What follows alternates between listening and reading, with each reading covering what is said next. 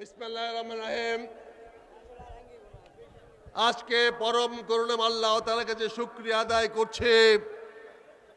কটিয়াদীর মাটিতে আগামী দিনের বাংলাদেশের প্রধানমন্ত্রীর আগমনের মাধ্যমে নির্বাচনী জনসভা শুরু হয়েছে।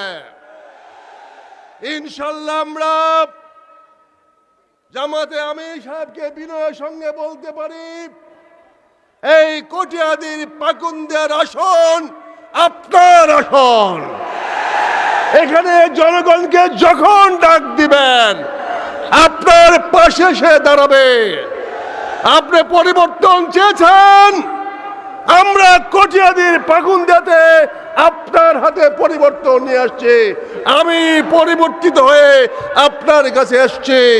সবাই দোয়া করবেন। নারে তাকবীর, নারে তাকবীর, নারে তাকবীর। ধন্যবাদ, শুকরিয়া, আসসালামু আলাইকুম।